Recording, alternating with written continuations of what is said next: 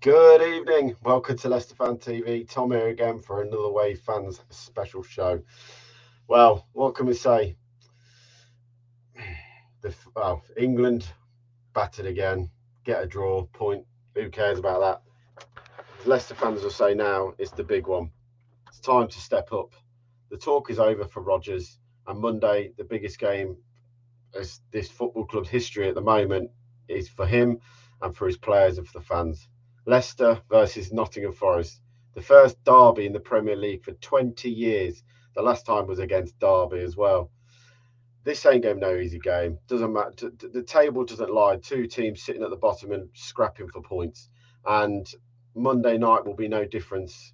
For Leicester, I don't care if it comes off Nacho's backside in the 90th minute and we win the game that way. The game will all be about heart and determination. Tonight we're joined by, well, the biggest Forest fan I can even talk about on the, across in the treads. Doors on tours. Let's get him in and talk about the game. Evening, Doors. How are you, mate? Hey, mate. What's going on? What's going on? Let's talk now. Normally, I start the show and be going stats from last year. Won so many games, did this many goals, finished this position in the Premier League. How do we start? Forest last season, bottom of the Championship after 10 games. Steve Copperfield comes in and works his miracles. You beat Leicester 4-1 in the FA Cup. Steve Cooper. You beat Leicester in the FA Cup. That's what's the hardest thing to say, and I was there that day 4-1. You then get promoted by the playoffs, and Steve Cooper was a miracle worker. You can't deny that, what he did and turned the form round from a team under Chris Hughton, was it beforehand, if I'm rightly so? Who was struggling, who we all knows how to get teams out of the Championship, but probably didn't work so well with a chairman who's very pernickety and wants success quickly. He got it under Steve Cooper. Doors, where do we start, mate? Because obviously, last season for you boys, as a Leicester fan and sitting there watching you versus Huddersfield, don't get me wrong, we all wanted Huddersfield to come up. We didn't want to be playing you, especially after what you did in the FA Cup game and battered us. We rolled over. So how does it feel first to get promoted by the playoffs? I still think it's the best way to happen. Winning it's great, but the playoff, the feeling going to Wembley and winning a playoff semi-final, you can't beat it. And where do you go from now? Where does this season head for you boys? Like, let's start with getting promoted first. Wow, getting promoted, it's still unreal.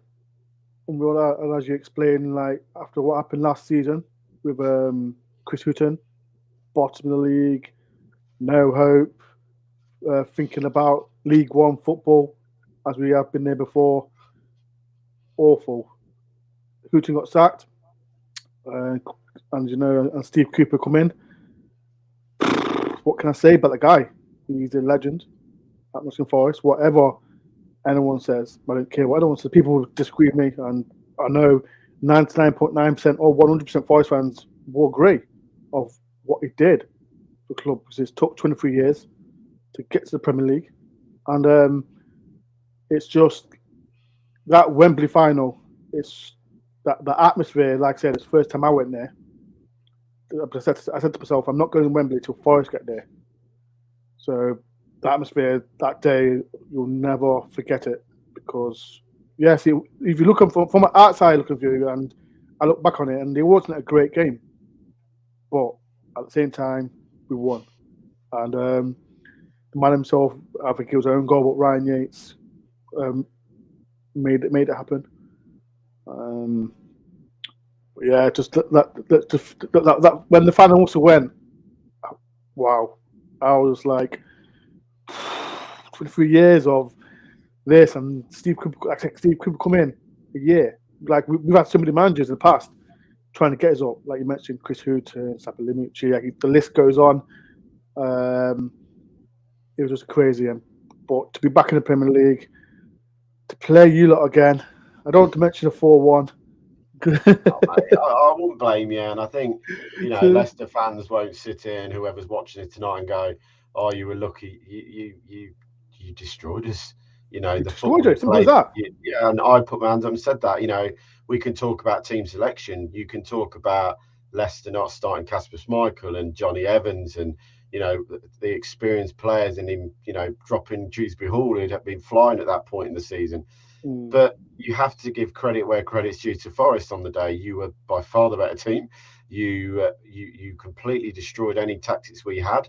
Well, what can you say? You got international players at the back in Sciencio and Daniel Amati, who basically gifted you goals for fun.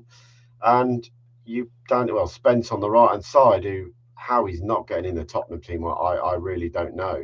Had a field day. He was your main threat in the whole game, and it was the player I was worried about before the game. If you could get him into the game early and push us back down that left hand side, he did it. He destroyed Luke Thomas, and people can say, "Oh, no." Daniel Spence was superb, and then topped it off with a nice goal in the end. And to come out of the ground, I think that's when the first questions started to be answered about Leicester fans, about Rodgers, about what was going on, and we heard the phrase what Leicester fans was happy about. Refresh. Yeah, I think you mentioned that game. Like I said, we absolutely tonked you. The first 30 minutes, we scored 3 goals. I think it was Ziganel, Brennan Johnson, and Joe Worrell. And I thought to myself, what, like, Leicester City being a Premier League side, and like I said, you've in the past, you've been good.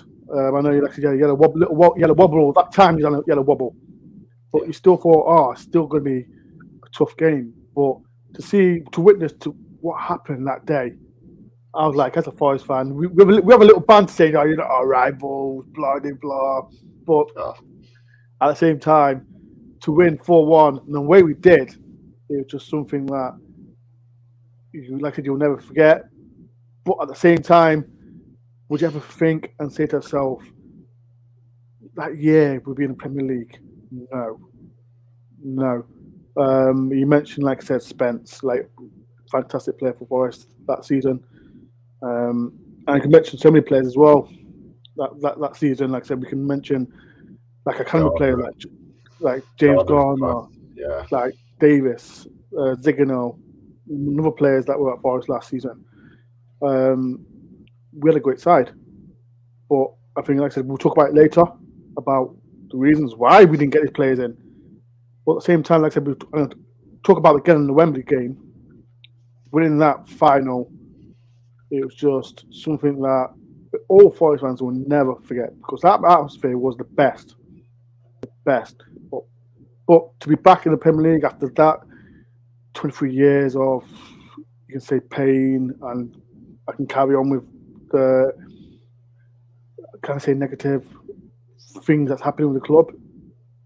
It's just good to be back, and like I said, to be back playing against you lot, that first Midlands derby for so many years. 20 years, God. That's crazy, isn't it? First Midlands derby in 20 years. Exactly. But and to be like in the Premier League as well, not Championship. Like, no disrespect to Championship, I don't want to be back there again. But being in Premier League, that's the thing about it. And I think if we both look at the table, obviously we're bottom on 1 point, you're second bottom with 4 points. After the start, before we go into season itself, let's look at your summer. You've recruited 21 or 22 players this summer, the most in any team. It probably came up to the Premier League. We've seen teams try to do it in the past. Fulham 4 years ago did exactly, spent 195 million and got relegated trying to build a team from scratch. For some reason, it doesn't always work, and it's very difficult to gel teams. Obviously, you boys came up with a team that had a lot of spirit and desire, a very good quality. Yes, you had players on loan in Ziganaro from Watford, I think it was, and you had Garner from Manchester United. You had Spence on loan from Middlesbrough, who's now gone to Tottenham and been sold to them. But obviously, that core of the team though you had seems to have disappeared, and you've now brought in players from abroad. What's always a gamble, as Leicester fans will know, from bringing players in abroad and putting them in the Premier League and expecting them to click. Some do, and sadly, I'd say the majority don't click in that first season. It's always takes them a season to get going. Do you feel that some of the signings are Cooper's signings, or do you think some of the signings are your chairman's signings, and he's seen them and thought, we've got to bring these players in? Let me put it straight. Like I know, I've said this so many times, and I've said this at the start of the season. We had no choice. to get these players in. We can mention the loan players, 5 loan players, like you just said. Yeah. Goalkeeper Samba, he wanted to leave Forest. Is that down to wage demands though? At the time, he wanted a lot more than they were offering. Apparently, is that true? We never know. We never know. That's the problem. Is like I said, and we can't discard Bryce Samba for what he did for Nottingham Forest, because if it wasn't for him, we wouldn't be in the Premier League. Oh no, no, he's a hero and a legend for the playoff. Exactly, he's a hero for the club. Penalties. Of course, he is. Exactly. So again, we can I can keep on going like Samba, Spence, Garner, Kim Davis, Lowe. Who else I forgot? Gardner, Grubbin, Joe Lolly.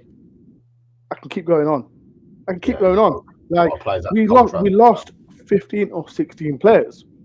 So the problem is, like I said, like a non-Forest fan can say, "Oh yes, we brought in 22 players."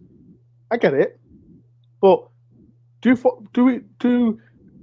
Like I remember, I heard saying, "Oh, we're happy Forest are back," but now we've done this, they want us to get relegated. I'm thinking to myself, so many Forest fans, football fans, need to get their facts straight on why we had to do it. Because, like I said, if we brought in 8 or 9 players, we've not got a full squad. It's simple as that. Like I said, we lost so many players last season, and good players. I get it that you need that spine of being a team. Like I said, we lost 18, 19 players. So for each player that we lost, like some players have gone out on loan, free transfer, out of contract as well. Like players that, like you mentioned, Lewis Grubbin, Joey Lolly as well. Players that was part of Forest. So a non-football fan can say, "Oh yes, we brought in 21 players. It's Fulham 2.0, all this nonsense." To all any football fan, Rebel fans, get your facts straight before you have your opinion, because it's okay to have an opinion, but all football fans need to get the facts straight before saying this, that, and other. Because I'm like, I've not said it on this channel, but I've said on other podcasters saying, "Oh, what's the reason? Here's your reason. We had to do it." So if everyone expects us to be like a Norwich or a Fulham, be a yo-yo club, Marinakis stuck to his word. Steve Cooper, the first manager in 23 years, had to get players that cement. You mentioned about bringing foreign players. Listen, we brought foreign players. Like in the past, we brought in players that will be like age 30 and above. Now we're buying young players who've got maybe could be good in the future. Got potential. Yes, exactly. So we brought players like Nakate, he's 26, fantastic player. Mangala, another fantastic player. James O'Brien, mentioned Toffolo, Nico Williams, Tara Wanley, Dennis. They're great players. The thing with Dennis is, mate, he's got the proven Premier experience. One season, he's still got Premier League experience. Exactly. But O'Brien was a player that I said Leicester should have gone and got. I'll be straight with there. I liked him in the Championship. He's the type of player I like. He's no nonsense. He can pass. He can drive forward with the ball at his feet. He's got vision. So when you boys signed him, I was like, another player gone that Leicester should have been looking at. Obviously, 21 players. Massive job then for Steve Cooper to gel these players together. You obviously go to Newcastle on the opening day of the season. What a way to start back in the Premier League, by all means, by the way. A club that now just got billions in the bank and who are building against a Forest team who have come up and are going to give it a go. You know, as you said, you don't want to go down, and fans who think, "Oh, well, we've made it, that's all that matters." No, you don't want to be a Norwich. And I promise you, like Leicester, I'm happy we've been here for 8 years and I don't want to go back down again. And that's my point. And that's my point, like I said, you mentioned, like I said, going to Newcastle. Like, it was something like for me as far as I've been to all the games. Going to Newcastle away was something like thinking, "Wow, we're going to Newcastle away." And the players that we brought in were, like I said, were good players that in the future are going to be even better. Newcastle game was a wake-up call because that time Newcastle, like I said, spent millions of pounds. Like we spent 150. but they've got the richest team in the world. It was a wake-up call. So losing 2-0 to a team that's got so much money, going to a big ground as well, it was more of a reality check going to this. So it's just good to be back at the Premier League, but at the same time, I can't be saying to myself, "Oh yeah, we're back in the Premier League." Clubs feel sorry for us, because no one's going to feel sorry for us. Like I said, as you know, we've lost 4 on a bounce, but at the same time, we've got to. Our Forest fans' mentality, we've got to say, "Oh, listen, we've got to keep on going and don't give up, because if we give up, then we're going to get smashed left, right, and centre." So I still believe that we can do it, but it'll take time, and these players need to hurry up and think of, you know what, can't be losing teams to, like, I don't know, Bournemouth and Fulham. It's okay, yes, we lost to Spurs, and it's okay to lose to Man City, but at the same time, we can't rely on the roads and say to them, "Oh, forget that 2 games. We got Fulham and Bournemouth. Let's try and beat them," and we didn't. So, and now we've got another massive game against you lot. We can't just say, "Oh." Let's not forget, you got a win and a point. Well, you got a win against West Ham United in your first frame, get back in the game in the Premier League, and 2-0 win. Henderson with a penalty save. VAR came to your rescue for disallowed goals. You know, what was that feeling, mate? I know we've got all the defeats to look at too, but what was that feeling to be the first game back at the City ground? On the telly, you could hear the atmosphere. You know, I watched it because you wanted to see what's going to happen, and then obviously to get that win, Henderson saving penalties, VAR helping you as well. I love VAR. Special. I love VAR. Well, it must have been something special. But that game against West Ham at City Ground was so special. Like I said, the atmosphere was crazy.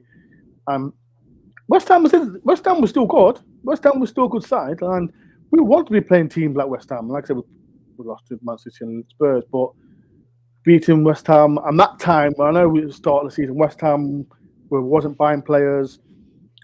They wasn't playing great at the back of last season as well. I know they lost in the semi-final of the Europa Cup, but it wasn't great. But at the same time, getting 3 points at City going against West Ham was good. The Everton game, I think all Forest fans was a little bit disappointing. But when we controlled that game in that match, but as you know, 1 second of not focused, switching off, and everything. Like I said, we were 1-0 down, 1-0 up. The long ball, Joe Worrell wasn't really focused, and the ex-Leicester player, Demarai Gray, had to score past us. You won't get any praise from Demarai Gray from Leicester fans, mate. There's no praise from us for him, I'll tell you that. But like I said, we was booing him. Because every time he touched the ball. But that's subject. Like I said, the difference between 1 point and having 4 points and having 6 points. Exactly. That split second in the Premier League is where you get killed or pounced on. 100%. So from that, it was a little bit disappointing. From, like I said, that extra 2 points would have been a massive bonus for us. But at the same time, we're a Premier League side now, and people like Joe Wall will learn from it. Like I said, it's his first season in Premier League, and we've got to learn quick. Obviously, we'll skip over the Man City and we'll skip over Tottenham because, you know, Leicester fans, we know about Drummonds this season after losing 5-2 to Brighton and 6-2 to Tottenham. My biggest chat with tonight was more about those next 2 games, those 2 games against teams that you've got to, if you're wanting to stay in this league, pick up points. Yeah. First being obviously Bournemouth, 2-0 up at home, cruising, absolute cruising. Game plan working brilliantly, destroyed Bournemouth. Second half, Bournemouth made a tactical change. They changed their shape, they changed their formation, and you boys just fell apart. Like don't get me wrong, Billings' goal was a thunderbolt, but some of the other defending, it's like you said, the third goal at the end to not play the ball back hard enough, and you know, a short pass and it's just rolled across the box for an empty tap, you know, for a tapping. How's it, you know, now feel? Because obviously then the same happened against Fulham. You know, you were cruising in that game and fell apart. I mean, don't get me wrong, we all know Fulham have got firepower. They were going to be a team coming up and challenge, you know, wanting to step and really thinking they could break into that top 10 for me, Fulham, this year. They really had a squad capable of doing something. But as a Forest fan, like those last two games, they must really hurt, because if you think about it, you're looking at that 4 points, you're suddenly going 6, 7, 8, 9, 10, 11 odd points from the board here. This is a brilliant start to the season.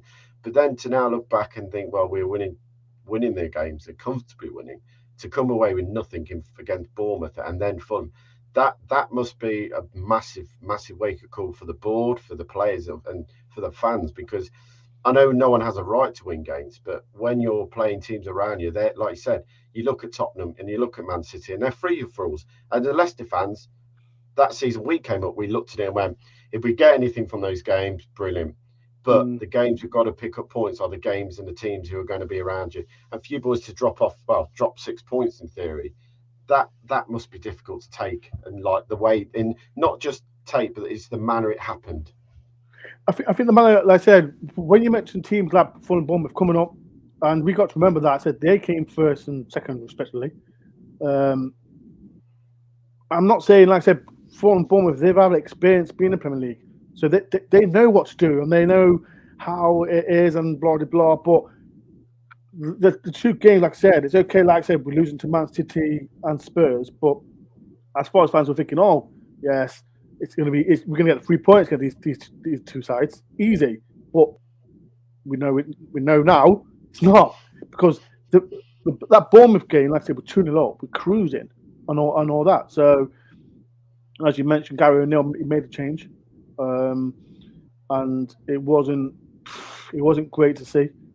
But I went to the Fulham game, and like I said, the first half we was great. I think we controlled the ball, and then Fulham, that 6-minute spell again, just took a bunch of it. But this is the thing that Steve Cooper said in an interview after the game.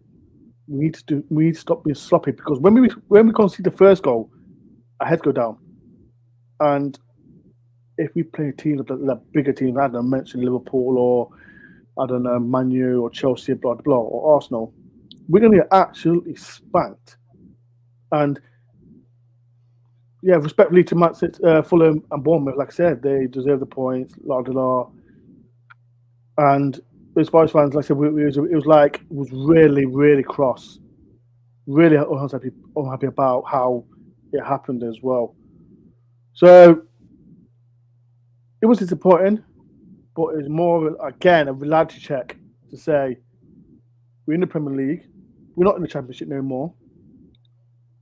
Teams are not going to feel sorry for us, because if we stay 1-0, 2-0 up and just relax, teams are going to spank us like Fulham did. So more reality check for us. And the table don't lie. These next games it's going to say what's going to happen to Steve Cooper. I love Steve Cooper for what he's done with the club. I think all Forest fans do. But we're in the Premier League, and I think Leicester had the same situation when you had Pearson as manager. Like I said, I think you were nearly rock bottom. Ranieri saved your club, and the rest is history with Ranieri. Well, I said Pearson got us out, won 7 games out of the last 9 to keep us in the Premier League. Obviously, then he left and Ranieri came in and we had the miracle season. Looking into Monday then, Doors, here we go, the big one. The biggest game of the season for all the fans. We talk about there's no rivalry and the Forest don't care about Leicester. We don't care about you, like. We don't care. But obviously the Premier League, it will matter because of how big it is now. If it had been like Leicester were, I don't know, say 8th and you boys have been, 12th or thing, it would have been like the way it is. But going into the game with both clubs, bottom 2, points at the moment are crucial for both teams. I look at you boys, obviously 2 poor defeats against Bournemouth and Fulham. You got Leicester on their hand, who's been tonked by Brighton, and then Tottenham on the road. Haven't won at the King Power since the last game of the season last year. I've only won 3 games in the whole of 2022.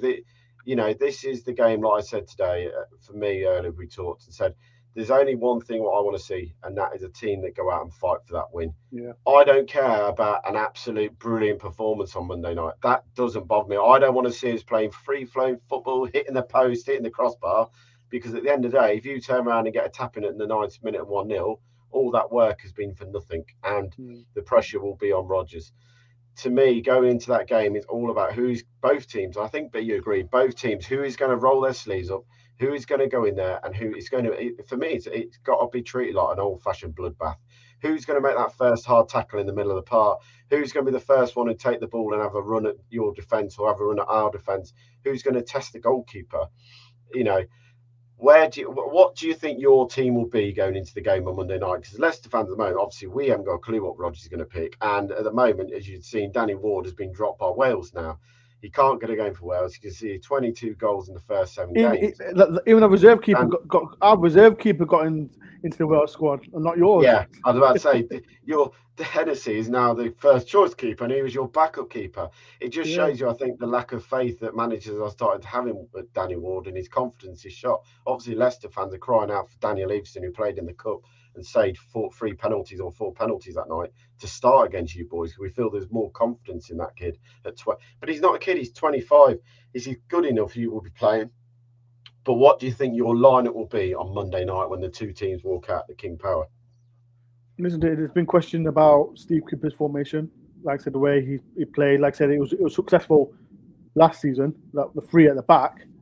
But like I said, the 4 defeats in a row, it's not like it's unacceptable. And everyone's questioning it to get back to a 4-4-2, 4-2-3-1, and all that. So I can't give you that answer because, like I said, we don't know. I don't know what is going to play. But we need to be. It's okay saying, "Oh, we've got to start bright," because we started bright against both Fulham and Bournemouth. So if we start bright against Leicester City, and then I don't know, could be 1-0 up. We've got to like keep that energy for the full 90 minutes because we can't play good in the first half and play horrible second half because we'll get hammered. So we've got to be, like I said, we've got to treat this game like there's always going to be a little rivalry, as we joke. Forest fans will joke saying, we'll say we like I said, we're not your rivals, but at the same time, it's been East Midlands rivals. Does this feel like, to me, and I've said this to a few fans, and they said I don't think it is, but this feels like a cup final game to me. It is. It just Osaki. That's what we were saying that before the Villa game before it got called off, but it does feel like it's a cup final in the fact that whoever gets the win, you know, it is a massive 3 points. And who would have thought after 7 games coming in, well, that'll be the 8th game, that we're talking about Leicester and Forest scrapping for points at the bottom of the Premier League, and managers' jobs are on the line. You know, no one would have called that at the beginning of the season. Nope. Final question, mate. What do you think the score's going to be? And would you take a point? That's a massacre. No. You're the same as me. A point is not good enough at this stage of the season. The thing is, right, I said, if will I take a boring 0-0? I said that the other day. I could see it happening. No. You always look like the saying, a point away from home is good. It's a good point, yeah. But not on this occasion. Yeah, but on this occasion, like I said, we've got a run of games. Who, like I said, it's got yourself, Aston Villa, Wolves, Brighton. We've got to take points from everyone. So it's going to be tough. Like I said, you lot got more. Your lot are more pressure on. You got more pressure than us. So I can't give an answer. It's so. I'm gonna put my head on it. I think we'll win 1-0. I think we'll win 1-0. I'm not saying it because, like I said, it's early days, but right at this time, I think we'll win. I said it'll either be a 0-0 ball draw and no one can score goals, or it'll be a case of someone will literally nick it in the last minute, and that'll be hopefully it'll be a 93rd minute. Mate, like I said, I will take anything. It goes off. It can go off. I don't know anybody's arse in the 90th minute if it goes in the back of net for Leicester at the moment. Doors, obviously, thank you for joining us, mate. I take it you are at the King Power on Monday night, the greatest ground in the Premier League. Enjoy yourselves. Greatest ground. I'm looking forward to a what do you call them flappers. Oh, the clappers have gone, mate. We no longer have them. They've What? That's what you're lot famous for, weren't you? The clappers. Walker's Chris, mate. That's what we're famous for. The clappers. Forget the Walker's Chris. You're more focused on the clappers. The clappers are gone, mate. The clappers are gone. We know. Oh, I'm gutted. I'm gutted with them. We clap with our hands now, mate. Shocking. Shocking. Doors, thanks for coming on, mate. Hopefully, drop me a DM on Twitter, mate. We'll meet for a beer before the game if you're around and about. If you buy it, then we're all right. I'll buy you a beer before the game. Doors, as always, thank you for your time, mate. Thanks for coming on tonight, and I'll see you on Monday. No worries. Up the forest. Cheers, mate. And there we go, another away fan show. Look, there's no rivalry, of course, between Leicester and Forest, as the Forest fans will say, and Leicester fans will say that Coventry's our biggest rivals in the Midlands. But look, Monday night, as I said, this is the biggest game in a long time. We can talk about Champions League nights; they were brilliant. But if this club wants to stay in the Premier League, Monday's night's game against East Midlands rivals Forest is now up there with one of the biggest games in the last 6-7 years. It can talk about semi-finals of the Conference League last season, but that doesn't compare to this game because a Monday night win could just kickstart the season for Leicester. A loss, and what can you say? I don't see how Brendan can turn this ship around. It's going to be difficult for him to turn it around, but if we can just get that win on Monday night, like I say, I'll take it any shape, form, or fashion. Thanks for watching. Get your comments as always. Keep it Leicester Fan TV. We're all Leicester fans. We all want one thing, and we want to win football matches. You might be for Brendan. You might be against Brendan. I don't know what I want anymore. I lost faith in Brendan in the last 4 or 5 games now, and I want him gone. But that won't stop me wanting us to win football matches. I don't want us to lose to Brendan to get the sack. And nothing would give me more greater to see Brendan turn this dismal form around and pull us away from the bottom of the table and get us into a nice, comfortable 7th or 8th finish. But one thing is, we all want to win. Monday night, leave your feelings for or against Rodgers out the window. The fans need to do one thing Monday, and that is back the players for 90 minutes. Don't worry about Rodgers.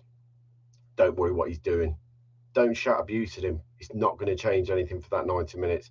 What we can do is try and push those players over the line. And if we're 1-0 up, the King Power needs to be rocking for the 90 minutes.